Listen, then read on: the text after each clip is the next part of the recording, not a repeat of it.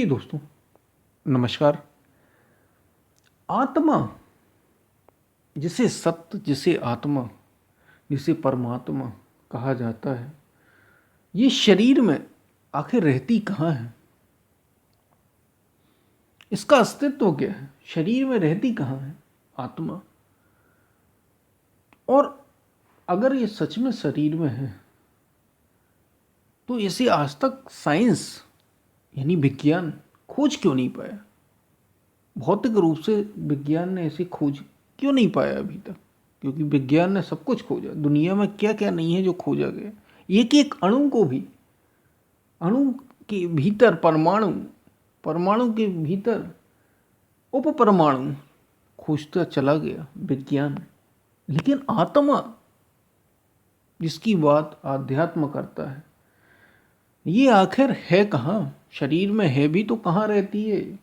या शरीर पूरे शरीर में रहती है या शरीर के एक हिस्से में रहती है? ये एक प्रश्न है जो पूछा गया। तो बड़ी बड़ी महत्वपूर्ण बात है, जिसे आत्मा आत्मा हम कहते रहते हैं, उसके बारे में। तो इसी पर हम वीडियो में बात करेंगे। उससे पहले अगर आप चैनल पर नए हैं तो सब्सक्राइब भी करें। वीडियो को पूरा सुनेंगे तो आप इसका अधिक से अधिक लाभ ले पाएंगे, ठीक ठीक समझ पाएंगे। अगर आप पूरा सुनेंगे, अधूरा सुनेंगे तो हो सकता कि आप चीज़ें ठीक से ना समझ पाएँ। ये जो कहा जा रहा है उसको आप किसी और अर्थ में ले लें। इसलिए पूरा सुने, और पसंद आए अगर आपको तो शेयर करना ना भूलें, शेयर ज़रूर करें। हम चलते हैं अपनी वीडियो की तरफ। आत्मा आखिर शरीर में रहती कहाँ है? जब ये प्रश्न आया, हमने शायद एक आध वीडियो में और भी पहले बात की है, लेकिन इतनी स्पष्ट तरीके से बात नहीं की कि आत्मा आखिर शरीर में रहती कहाँ है। और आत्मा क्या एक बिंदु रहती है? क्योंकि ईश एक बिंदु में, शरीर के एक हिस्से में रहती है, पूरे हिस्से में रहती है।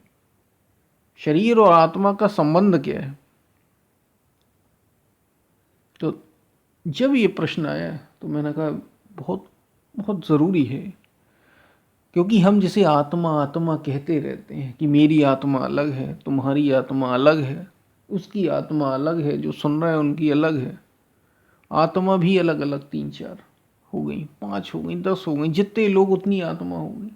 तो जब हम आत्मा की बात करें तो जिसे ग्रंथों ने, शास्त्रों ने, संतों ने आत्मा कहा, सबसे ऊंचा शब्द है। फिर उसके लिए और कई, देखिए है तो शब्द ही, लेकिन ये सत्य की ओर इशारा किया जा रहा है। तो जब हम बात करें कि आत्मा रहती कहाँ है, तो ये किसी ऐसा नहीं है कि ये शरीर के किसी एक हिस्से में रहती है या शरीर पूरे शरीर में रहती है। आत्मा और शरीर दो अलग अलग चीजें हैं। आत्मा शरीर में नहीं रहती, बल्कि ये जो शरीर है, मेरे, आपके, हम सब के, ये सब उस आत्मा में ही वास करते हैं, जिसे हम आत्मा कहते हैं, जिसे संत, जिसे महापुरुष आत्मा कहते हैं। वो कोई छोटी मोटी चीज नहीं है। जिसको आपने आत्मा कहा वो सुप्रीम है, उसी में सब कुछ है। ये जो शरीर है, मेरे, आपके, हम सब के, ये उस आत्मा में रहते हैं। आत्मा शरीर में भी है और शरीर के बाहर भी है। आत्मा जन्म के समय भी है और मृत्यु के समय भी है। आत्मा मरती नहीं।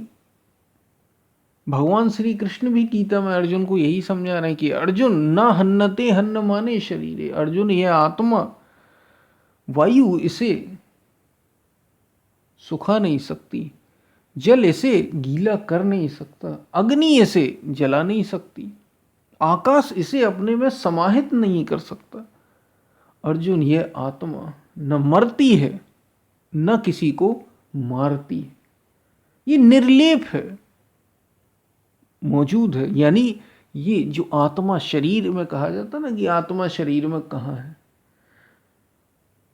आत्मा शरीर में नहीं, बल्कि ये जो शरीर है इस आत्मा में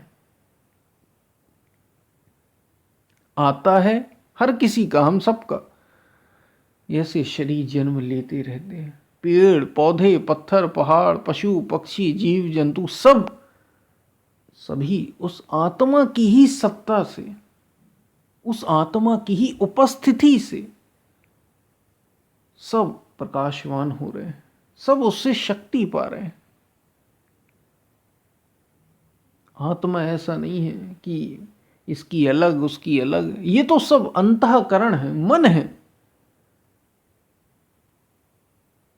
जैसे उदाहरण हमारे शास्त्रों में दिया जाता है कि जैसे एक सूर्य और करोड़ों घड़े जिनमें जल भरा हुआ है, तो सूर्य का प्रतिबिंब, सूर्य एक है और उसका प्रतिबिंब यानी रिफ्लेक्शन, जो घड़े से करोड़ों घड़े हैं और उनमें जल भरा हुआ है, और सूर्य का प्रतिबिंब यानी रिफ्लेक्शन उन जलों में सब में पड़ रहा है। यानी सब घड़े ये सोच रहे हैं कि वो अलग अलग सूर्य है, उनका कोई अस्तित्व है, वो अपनी एग्जिस्टेंस सोच रहे हैं। जबकि क्या वास्तव में इतने सारे सूर्य हैं? ये तो रिफ्लेक्शन है, वास्तविक सूर्य तो एक ही। बस ऐसा ही हम सबके साथ, जिसको हमने आत्मा कहा ना, जिसको हमने सत्य कहा, ईश्वर परमात्मा सत्य की खोज, वो एक है। एक से कभी सवा हुआ ही नहीं, वो दो हुआ ही नहीं, सत्य तो एक है। उसका प्रकाश सब पर एक समान पड़ रहा है, इसलिए सब ये महसूस करते हैं कि मैं भी। हमारा अहंकार, उसी को दूसरे शब्दों में संतों ने कहा अहंकार, अहम भाव आ जाता है। और जब आप ये जानते हैं, जो ये जान जाता है कि मैं ये नहीं हूं, मैं वो हूं, तो उसे आत्मज्ञान, सत्य का अनुभव हो जाता है। यही सत्य का अनुभव होना है। इसलिए कहा कि जो ज्ञानी है वो अपनी ही आत्मा का विस्तार सब में देखता है। जब उसे ज्ञान होता है, ज्ञान की परम अवस्था में आता है, वास्तविक अवस्था में, तो देखता है वो कि मैं और दूसरा कोई अलग है ही नहीं, अलग जैसा कोई है ही नहीं, अलग जैसी कोई कोई कोई ऐसा नहीं है कि मैं अलग, ये अलग, कोई दूसरा अलग, पेड़ पौधे पशु पक्षी तक को वो अपने से अलग नहीं देखता। अपनी ही आत्मा का विस्तार वो सब में देखता है, चाहे वो चर हो या अचर हो, चाहे वो सजीव हो या निर्जीव हो, सब में आत्मा का ही विस्तार देखता है। क्योंकि उसी की उपस्थिति से, उसके होने से ही सब कुछ है, उसी से सब होते हैं, उसी में सब रहते हैं और उसी में सब लीन हो जाते हैं। इसलिए मैंने कहा कि आत्मा शरीर में कहाँ रहती है, ये बात ही नहीं है। शरीर में प्राण रहेंगे, शरीर से तो आप केवल उसे अनुभव करते हैं। 5 तत्वों से ये शरीर बना, जैसे पशु पक्षियों का भी, वैसे ही हमारा शरीर 5 तत्वों से बना। मन है, अंतःकरण है, इसमें प्राण है जिससे ये शरीर चलता है, 5 प्रकार की वायु, सारी चीजें आपने बिल्कुल सब स्पष्ट है। इसलिए ऑपरेशन भी अगर किसी का कर दिया जाए, लोगों के ऑपरेशन होते हैं, लोगों को बेहोशी की अवस्था में ले जाया जाता है, एनेस्थीसिया दिया जाता है। ये उदाहरण है, एकमात्र एग्जाम्पल की हम बात कर रहे हैं। जब लोगों को लोग पूछते हैं कि एनेस्थीसिया दिया गया किसी को और आत्मा कटी नहीं, आत्मा तब भी नहीं कटेगी। क्यों? क्योंकि वो निर्लेप है, वो उपस्थित है, वो उपस्थिति है। जैसे आकाश में वायु उपस्थित है, वायु को आप क्या काटेंगे, वो तो है ही, उसे अलग नहीं किया जा सकता। ये उदाहरण भगवान श्री कृष्ण भी गीता में अर्जुन को दे रहे हैं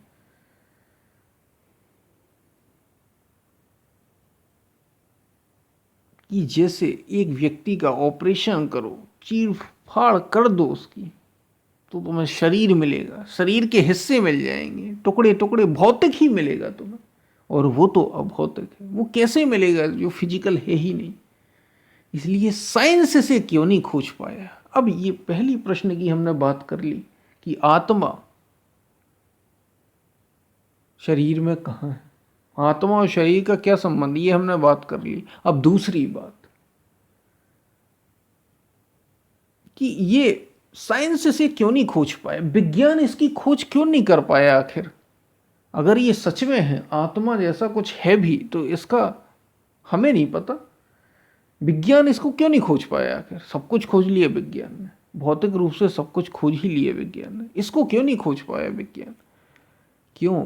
क्योंकि आत्मा भौतिक है ही नहीं, फिजिकल है ही नहीं। खोजा ना, ऐसा नहीं है कि आत्मा को नहीं खोजा गया, उसको खोजने का रास्ता बाहर नहीं भीतर है।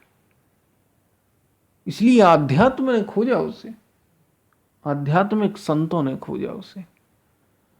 साइंस खोजता ही बाहर की ओर।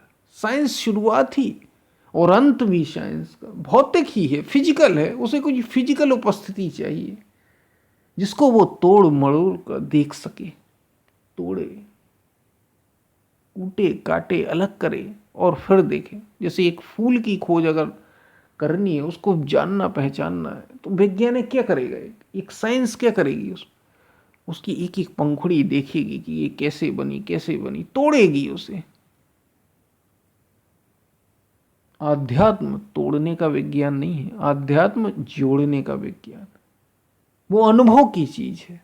इसलिए आत्मा अति सूक्ष्म से भी सूक्ष्म, कोई अवयव है ही नहीं, वो फिजिकल है ही नहीं, तो कैसे। इसलिए साइंस उसे खोज पाया भी नहीं और खोज सकता भी नहीं। कभी नहीं साइंस उसे खोज सकता, क्योंकि अगर बाहर खोजा जाएगा उसे, उसकी फिजिकल प्रेजेंस आप चाहते हो, तो फिजिकल तो वही होगा जो फिजिकल है, जो भौतिक है उसी को भौतिक। भौतिक तो मटेरियल वर्ल्ड, पदार्थ है, पदार्थ से चीजें बनी हुई हैं। अब आप पदार्थ में उसे खोज रहे हैं, पदार्थ की जैसे ही आप उसे चाहते हैं, उसका एक्सपीरियंस करना चाहते हैं, तो ये पॉसिबल है ही नहीं। हाँ, पदार्थ से मनुष्य भी, जैसे हम सब ने, हमने उसका अनुभव किया है, उसे अनुभव तो किया जा सकता है, उसका उस तक पहुंचा जा सकता है। उसका एक तरीका जो आध्यात्म योग ने दिया, जो संतों ने उसे खोजा ही है। इसलिए पशु पक्षियों के पास भी है वो आत्मा, लेकिन वो उसे खोज ही नहीं सकते, क्योंकि वो फिजिकल नहीं। मनुष्य स्वतंत्र है, मनुष्य बंधा हुआ नहीं, वो प्रकृति के पार जा सकता है। यही इसलिए तो मनुष्य का जीवन बड़ा भाग्यशाली कहा कि बड़े भाग्य मानस तन पाओ। बड़े भाग्य से ये मनुष्य का शरीर मिला, हर किसी को मिलता नहीं। देवी देवता अगर इनका कुछ अस्तित्व है, राक्षस, सूक्ष्म शरीर, पता नहीं जो जो भी चीजें दुनिया में होती हूँ, जो जो भी कल्पनाएं जहां जहां तक मनुष्य की गई, वहां वहां तक, उन सब जीवनों में सबसे श्रेष्ठ जीवन मनुष्य का जीवन का, क्योंकि इस जीवन से उसको अनुभव किया जा सकता है जो जन्म और मृत्यु के पार है। तो साइंस इसे क्यों नहीं खोज पाई, क्योंकि साइंस खोज ही भौतिक रही है, और जो जिसको आत्मा कहा वो है ही अभौतिक, वो निर्लेप है, वो अनुभव की बात है, एक्सपीरियंस उसे किया जाता है। और उसका एक तरीका है, उसका भी एक अपना साइंस है, उसका अपना विज्ञान है खोजने का।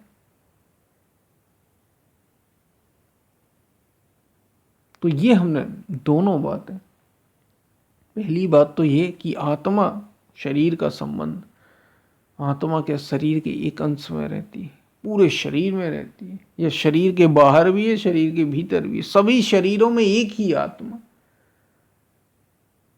इस पर हमने बात की। और दूसरा, साइंस उसे क्यों नहीं खोज पाया, क्योंकि साइंस खोजता ही भौतिक, फिजिकल प्रेजेंस चाहिए उसे, अणु परमाणु और छोटे से छोटा खोजता चला जा रहा है साइंस।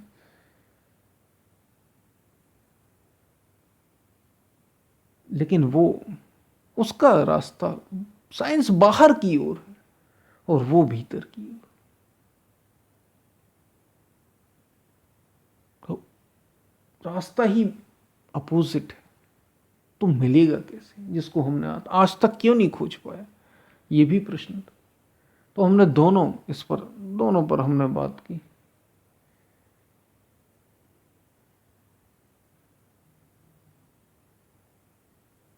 हम फिर मिलते हैं, तब तक के लिए धन्यवाद। आपको ये बातें समझ में आई होंगी।